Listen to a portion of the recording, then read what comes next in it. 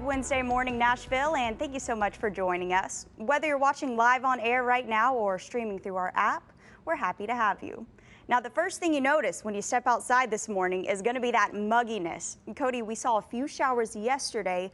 Looks like we might see a little bit more of that today. Yeah, Lindsay. Breaking from overnight, police tell us an altercation at the bottom of the Shelby Street Bridge led to gunfire. We're told a 30-year-old man was critically injured. Police say he ran to Johnny Cash's to try and get help.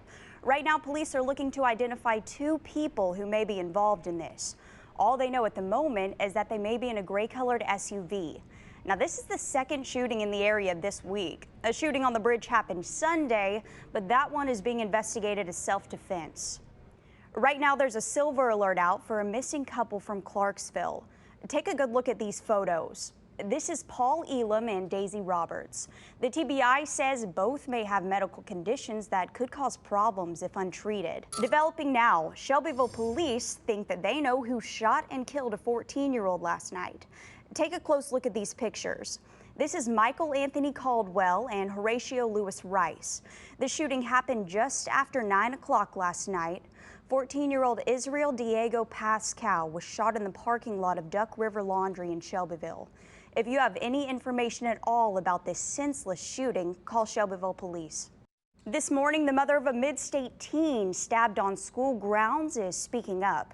It happened at Rocky Fork Middle School in Smyrna before classes started yesterday. Cameron Taylor has the story.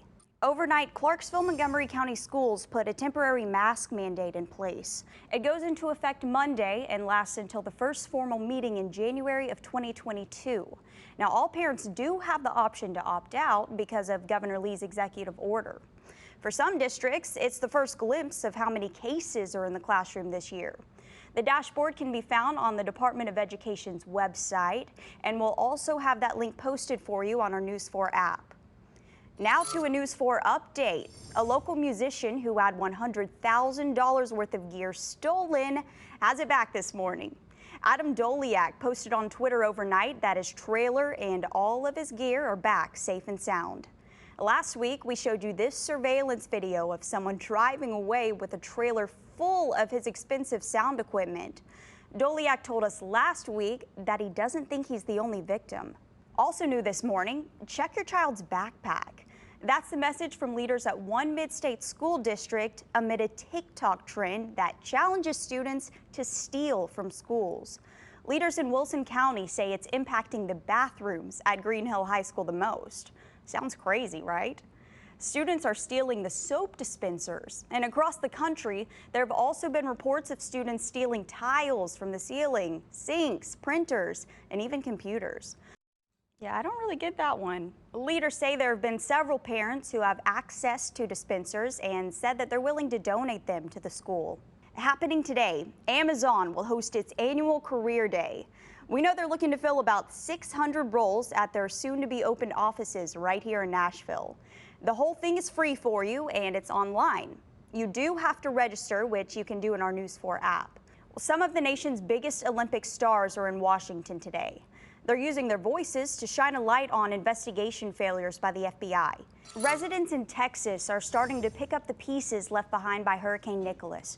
Although it was a short-lived hurricane, Nicholas still packed a powerful punch. The storm had winds of up to 75 miles per hour at one point and dumped more than 9 inches of rain in parts of the state. Nicholas has now been downgraded to a tropical depression, but experts warn that it could still dump up to 20 inches of rain in some places over the next few days. Oof. Man, heartbreaking. They have not had a break. We've had an extremely active hurricane season this year so far. Yeah, there's only 8 names left on the list, and we'll probably get every single one of them. I bet we will at this rate. Pretty wild. We're going to see a little bit of rain here. Nothing compared to that, hopefully. No, we're not going to see 20 inches of rain. This morning, we have a new idea to keep the tourists coming to Nashville. I don't know if we want that, but here it is. This is a picnic table boat.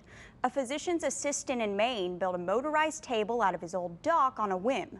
He's now launching a website soon under the name MAINE Float and plans to let people customize their own craft. He's selling them starting around $2,800. Pretty cool. I like that. I do too. Cody, it looks like that could be the theme today too, and it feels like July outside. It's just not fun. No. So I was looking at the dew point numbers, just to kind of give you some reference. On Monday, our dew point numbers were in the 50s. Yesterday, we're in low 60s, so it's starting to feel a little stickier. Today, our dew points are in the 70s. So you can feel it as soon as you step outside. You're like, there she is. Yeah. There's the summer I know. Gosh, yeah, it feels gross outside so far this morning. Last night, we got a chance to speak to the head of Metro's COVID task force. He says that even with this improvement, there's stress on hospitals filling up, as well as a hefty weight on staff members. He talked about the pain that the nursing staff feels after saving a patient from trauma, only to lose them to COVID later on. Kentucky's governor has put out a new warning. The monoclonal antibody treatments may be hard to come by. Since the Delta wave first started, it's been a really popular choice to fight symptoms, and it's flying off the shelves. A Rutherford County middle school student has been charged with attempted first-degree murder.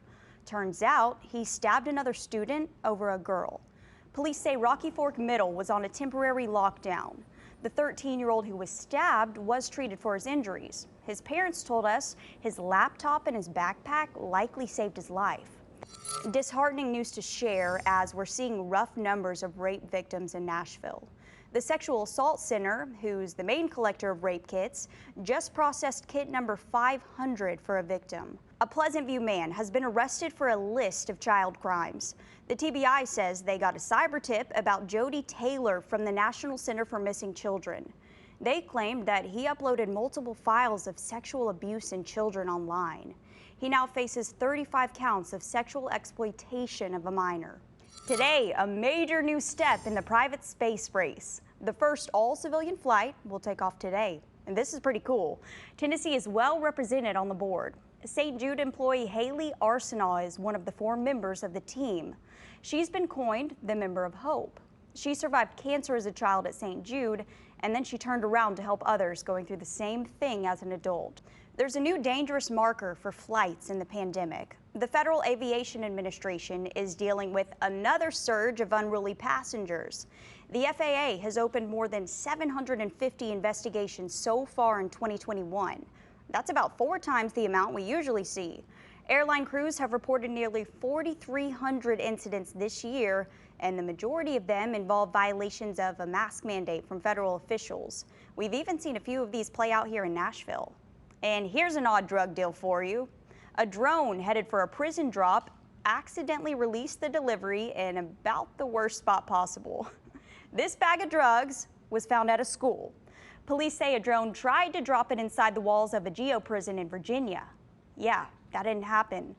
The drone and package landed at Brunswick Academy, a private school within sight of the prison. Apple CEO Tim Cook unveiled 4 new iPhones and new products in their virtual event Tuesday.